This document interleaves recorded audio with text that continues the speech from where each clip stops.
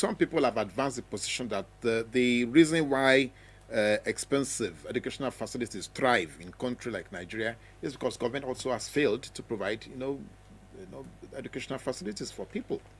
Let me ask you another question, sir. From the very beginning, is it like that? So the question keeps begging each other. Exactly. All right, Nigeria is going to be 100 years very soon. That's another issue on the table. People are just wondering or asking the questions. Are we celebrating at 100 years as a nation, that is, as Nigeria as a nation, or should we be mourning? Okay, we'll take a call before you answer that question. Hello, good morning. Good morning. You're welcome, sir.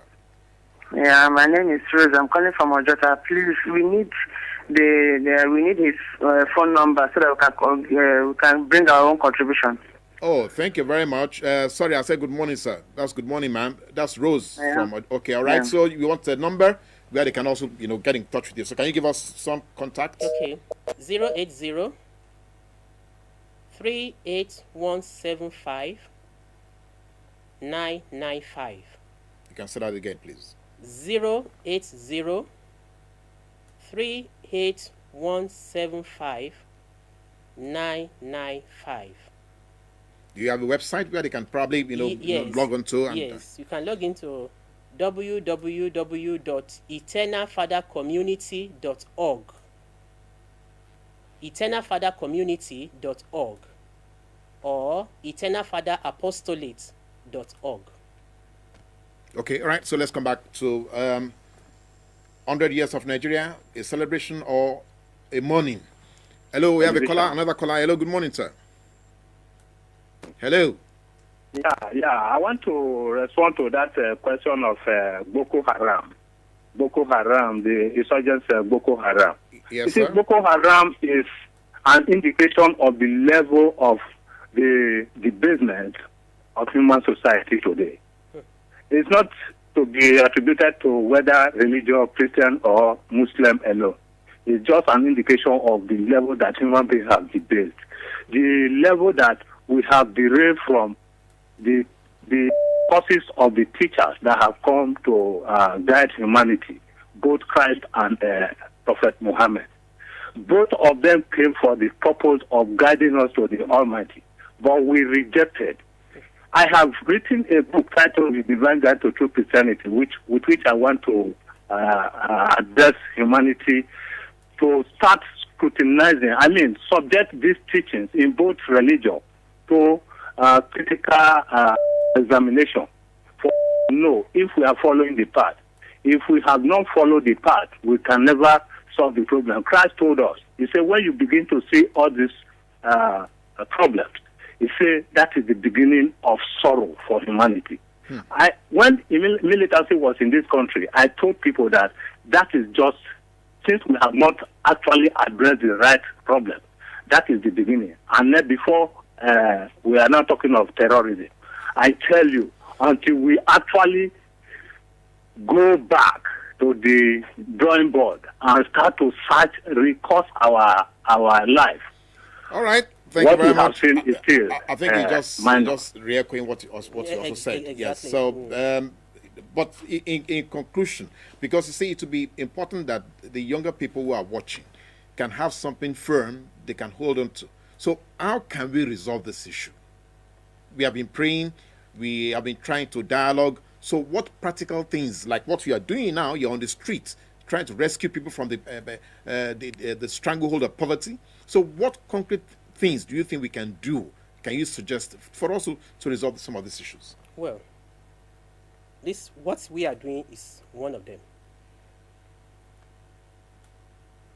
Not to look at the color, not to look at tribe, not to look at nationality, not to look at which state you come from, but let the love go around.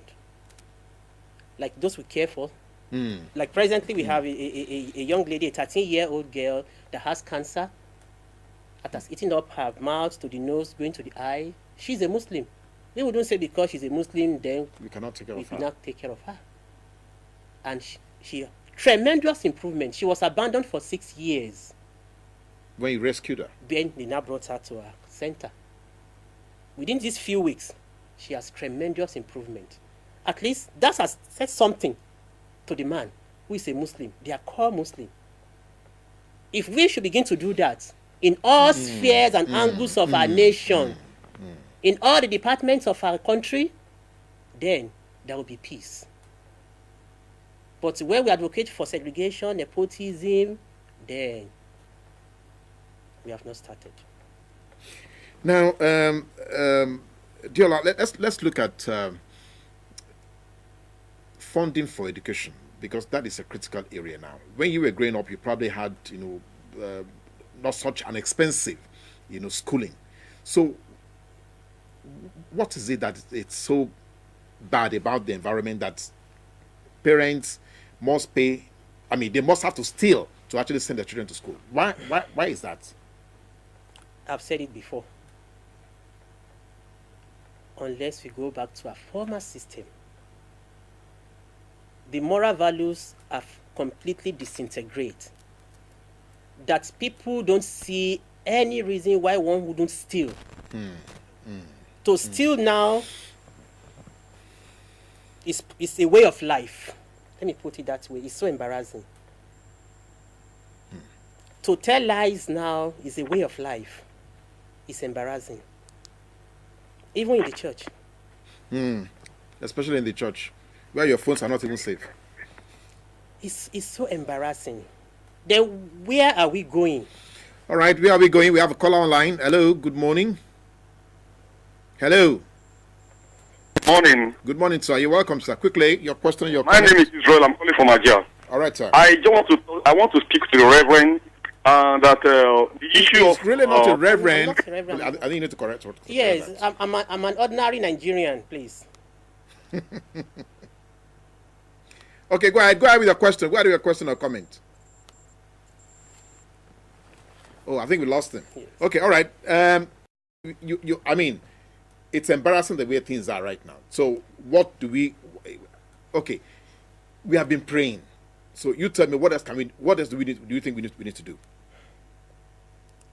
Apart from praying, Yes. they have to take a step ahead. Yes. And that will be what? One,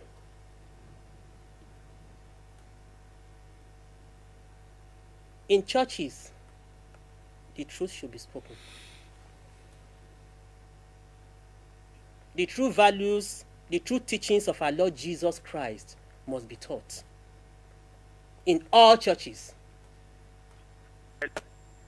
Blessed are the merciful, for they shall obtain mercy. Blessed are those who are suffering persecution, for they shall be comforted. Blessed are you who are pure in heart, for you shall see God. We don't hear all these things again. Anymore. My God is not the God of poverty, is what we hear. When I was hungry, you feed me. When I was naked, you clothed me. When I was sick, you visited me. When I was in prison, you visited me.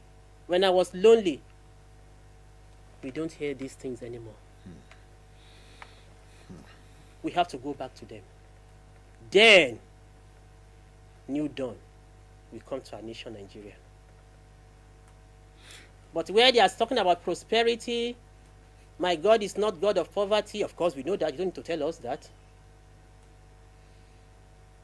Jesus tells us, seek you first the kingdom of God with all its righteousness. All other things will follow.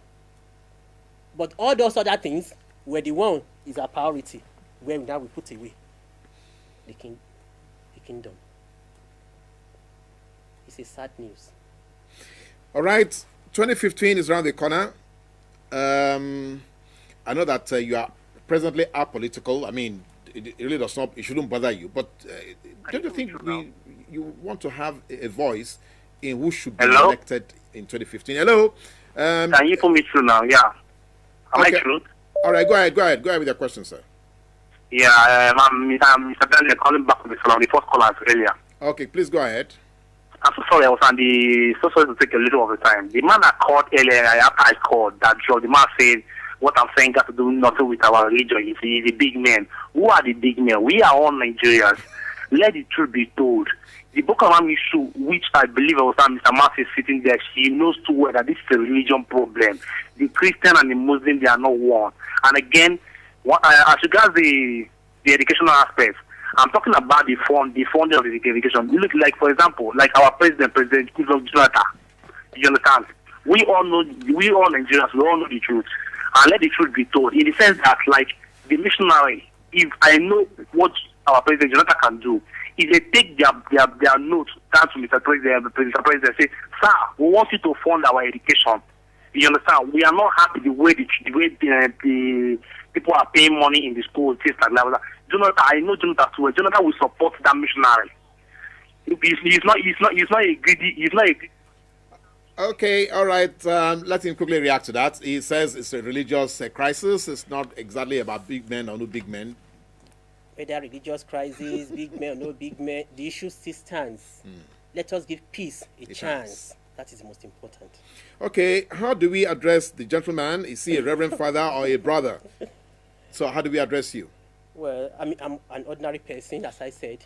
He says, just call me mister. Okay, he says, also, I would like to be a partner to this association. How do we contact you? Thank you. He has his phone number. Maybe you probably want to call him later. But you can also give out your number again at your website. It's all right.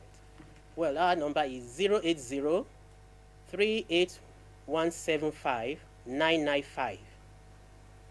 I repeat, 080 38175 995.